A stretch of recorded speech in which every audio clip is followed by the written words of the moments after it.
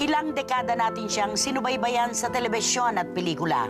Makailang ulit na niyang pinatunayan ang kanyang galing bilang aktres. Ang bituin na tumatak bilang kontrabida. Siya si Bella Flores, ang tinik sa lalamunan ng ating mga bida.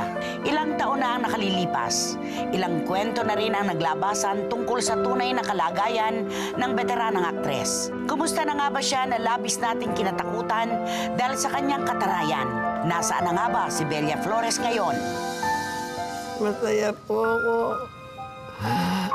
Isa pong karangalan na ipagkaloob niyo sa akin itong mga ganitong parangal. Sa edad kong ito ngayon, hindi makakalain makatanggap pa ako sa inyong programa ng ganito. Ako po'y lubos na nagpapasalamat dahil ilang na lang pong panahon ng buhay ko. Napakahirap. Mahirap kang palagi sa tabi ng merong ganyang sitwasyon. Kasi baka ikaw ang unang bumigay. Ito ang madamdaming pagtatapat ni Ruby Arcilla, ang anak ng veteranang aktres na si Bella Flores, kaugnay sa kalagayan ng kanyang inang nakaratay sa banig ng karamdaman ngayon matapos maaksidente at mabalian ng balakang ilang buwan na ang nakararaan. Nagkaroon siya ng hip replacement, okay? Because when she fell, yung kanyang hip bone nabali. Ngunit matapos ang operasyon, nagbunga pa ng komplikasyon ang karamdaman ng kanyang ina. Nung sinurgery yung right leg niya, nag-develop ng bed sore on her right leg, and that's, I think, what's hurting right now. At ang lubos pang dinaramdam at ikinababahala ng anak ng 84 na taong si Bella Flores ay ang unti-unting pagkawala na ng kanyang memorya. Hindi pa siya nakakalakad hanggang ngayon.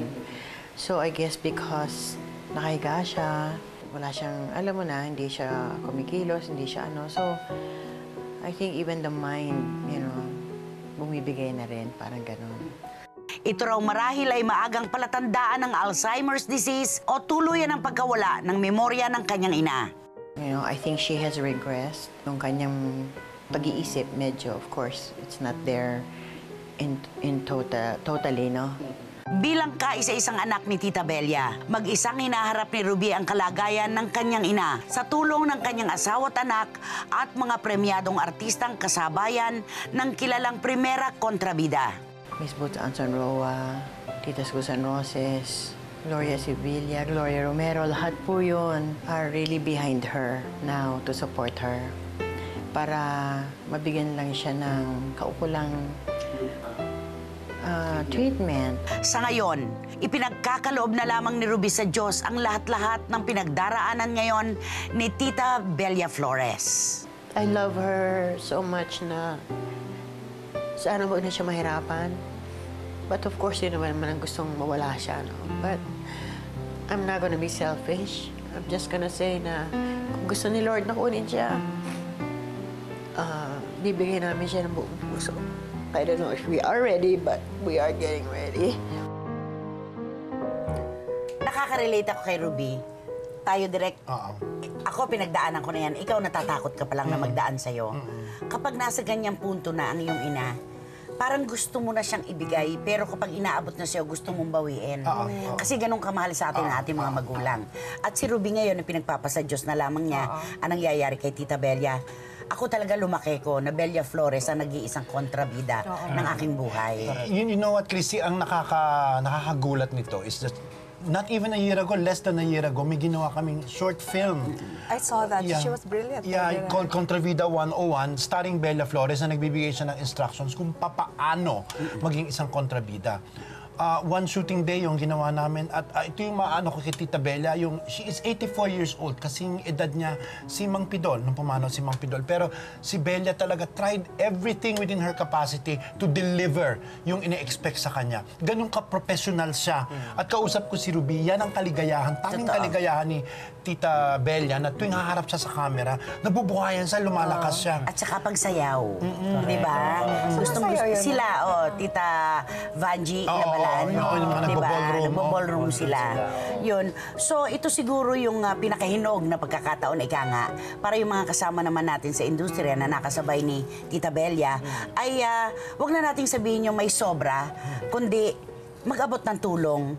Sobra man o kulang, siguro, ang sarap ibahagi kay Tita Bella Flores. Oo, at saka ito rin yung pagkakataon, hindi lamang para doon sa mga kakilala ni Tita Bella, kundi kung sino man na nagbibigay ng pagpapahalaga sa industriya ng pelikulang Pilipino at sa telebisyon Pilipino dahil ano ba ang ating kulturang popular sa TV at saka sa pelikula kung walang Bella Flores? Oo, tama. Ito rin nagpapatunay na itong aming trabaho, wala itong seguridad. Wala itong Walang seguridad. kasiguruhan. Walang kasiguruhan to. Wala kaming SSS, wala kaming GSIS, totoo yun. wala kaming health insurance, okay? So, sana kung merong sa inyo na may kaunting napapasobra dyan o kayang ibigay, tulungan natin ang isang tao na maituturing nating talagang isang bench post ng Philippine popular culture. At saka direct, isang mahaba ang proseso ng gamutan ito. Dahil kasi yun nabali niya nga tadya, bewang, tapos yung Alzheimer's. Hindi ito biglaan. It's an Mahaba ang proseso ito. Kaya sana, pero alam mo, mayamang-mayaman ng showbiz na mga pusong nagbibigay Correct, at mga pusong nakakaunawa. Tayo pa lang ay magsisimula na sa ang latest, di ba? Kung meron kayo mga naitatago dyan, may mga naantigang damdamin dyan,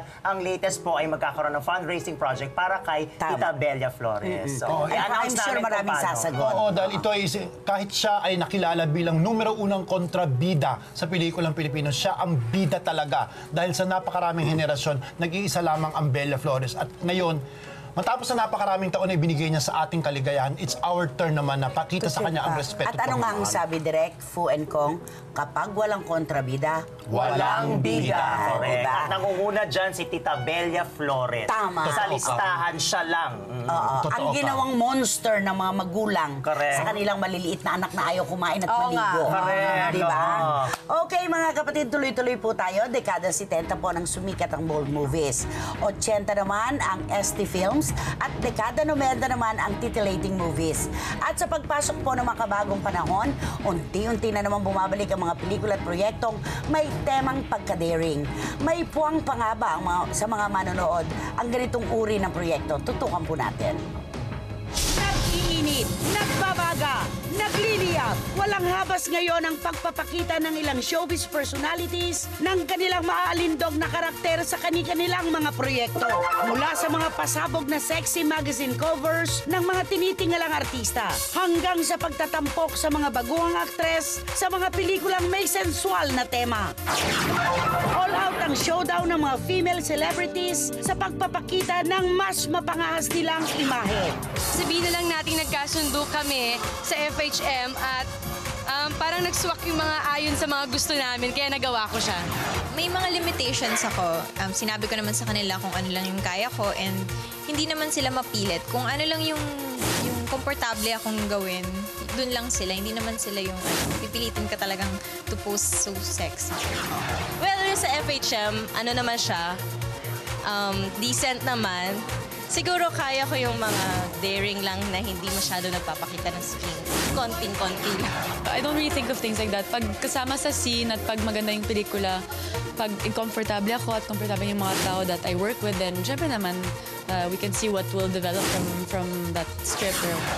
Sa mga kaganapang ito, ilang espekulasyon ang naglabasan. Una, ito na nga ba ang senyal ng muling pagsigla ng mga sexy at daring na proyekto sa showbiz? Ikalawa, paghubad na nga ba ang pinaka-epektibong paraan ngayon para tangkilikin ang isang proyekto o isang artista?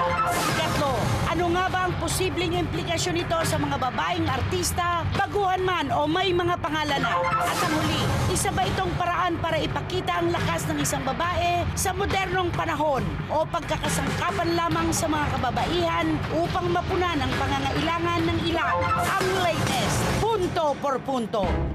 Ay. Ano nabasa mo dito dahil ikaw ay isang henyo Correct. sa mundo ng pelikula? Well, unang-una kasi nagpalabas nga, ilan na yan na sunod-sunod nagpalabas ng mga, masasabihin natin mas daring, mas mga mature na movies. Tatlo yan. Hindi ko nababanggitin dahil to sum it up, mukhang hindi sila kumita. Okay. Mukhang hindi So, sila mahina ang kumita. pagtanggap. Mahina ang pagtanggap. Now, marami akong analysis. Unang-una kasi, hindi ba yung restriction na may isang chain ng malls na hindi talaga magpapalabas ng adult movies? And that constitutes napakaraming mga sinihan. Ikalawa, nasanay na ang tao sa panlasang telebisyon na yung kung drama ka talaga, hindi ba? Now, ikatlo, kung gagawa ka kasi ng daring, hindi pwede yung daring na malasado. Talagang daring! Bigay, Diba? bigay. Todo. Dahil sanay na mga tao na nanonood sa mga, yun di ba, yung mga DVD na kung ano. Lalo na ngayon. Diba? Pindutin mo lang isang makina, may mapapanood Tsaka ka hindi na. kumisa sa telepono lamang, nakakapanood ka na ng kalaswaan, hindi ba? Diba? Tsaka sa mga teleserye direct, di ba, daring na sila ngayon. Nagpapakita na rin, Nagpapakita diba? na rin eh. Saka The siguro... appeal is not as much anymore to No, that. So no, if no. they do come out with something na sexy, dapat magandang materyales na sexy, hindi lang yung Yeah, and you know what, Lucy, no? I mean, ito I don't wanna prejudge yung mga existing na mga artista ngayon. Wala pa tayong single na artista na yung talagang namumukadkad at namumulaklak ng kaseksihan para muling ma-attract ang mga manonood. Hindi katulad ng mga Alma Moreno. Yes. Diba? Tanggapin natin kahit nalihis ng disiplina, Rosana Roses. Rosana Roses, oo. Diba? Joyce Jimenez, remember nung kapanahonan gano'n, di ba? At saka yung mga nagpapasexy naman sa magazine, print ad lang yan eh. Print yan eh, print eh, At di saka ba? direct, ang dami ng doktoran ngayon. Correct, correct, Diba? correct. Magpa-pictorial ako ngayon. Gusto mo kasing payat ko si Kong eh. Pag nilabas sa magazine eh. Try natin, Nay. Ay, nako. Pero alam mo, ang dami ng lokohan na nagaganap ngayon. Hindi katulad direct ito ng mundo ng musika. Kapag uso ang rap, tabi-tabi mo na vokalista. Diba? totoo. Kapag nauso na naman ang mga vokalista, yun naman mga banda ang tabi-tabi muna. Parang ganun lang.